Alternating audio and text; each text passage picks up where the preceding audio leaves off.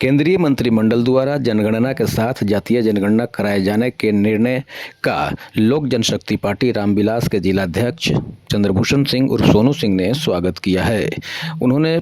Press वार्ता को संबोधित करते हुए बताया कि इस मुद्दे पर विपक्ष को बोलने का कोई अधिकार नहीं है। उन्होंने कांग्रेस और राजद जैसे नेताओं को सवाल किया कि केंद्र में 70 साल तक चली कांग्रेस की सरकार और बिहार में 15 वर्ष तक चली लालू राबड़ी के शासनकाल में इसे अमली जामा क्यों नहीं पहनाया गया, क्योंकि उन्हें सिर्फ इसी एक मुद्दे का उपयोग कर जनता को गुमराह करना था और उनके हक में सेंधमारी करना था। उन्होंने कहा कि राजद और कांग्रेस ने कभी भी नहीं चाहा देश में या राज्य में जातीय जनगणना कराई जाए,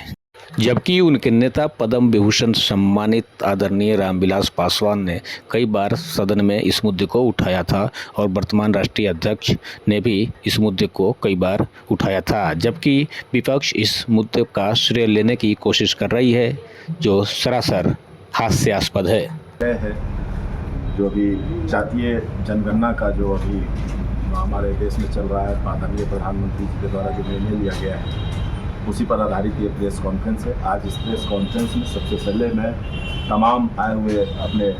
पत्रकार बंधु का मैं आभार व्यक्त करता हूँ और स्वागत भी करता हूँ। और यहाँ हमारे पत्रकार के रूप में बड़े भाई मोदी मौजूद हैं, कुछ मित्रवत भी हैं, कुछ हमारे छोटे भाई के रूप में भी हैं। मैं सबका हमेशा से आप लोगों को, हम लोक जनशक्ति पार्टी रामविलास औरंगाबाद को कॉपरेट करने के हर मामले में मैं आपको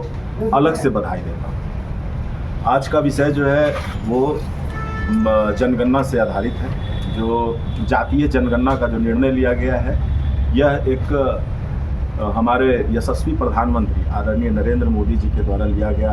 एक बहुत ही कठिन निर्णय, इसको कहा जाए कठिन निर्णय भी है और देश हित में लिया गया ये फैसला है। मैं इसके लिए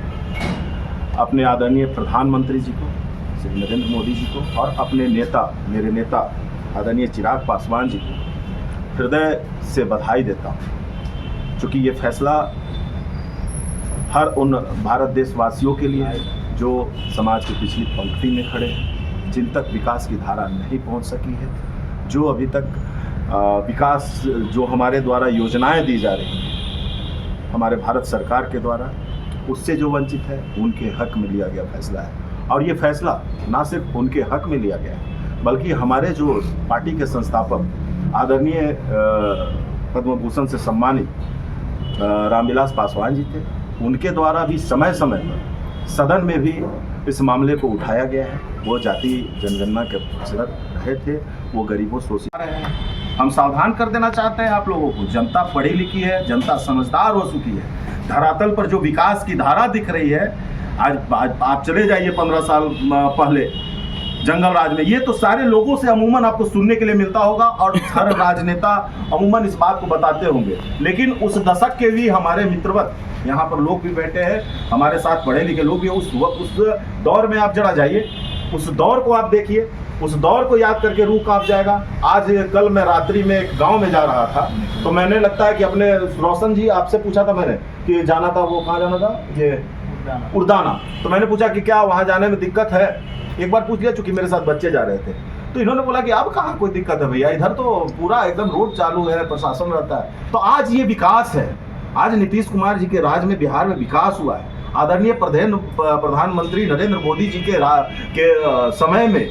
आज पूरे भारतवर्ष का विकास हुआ और ये लोगों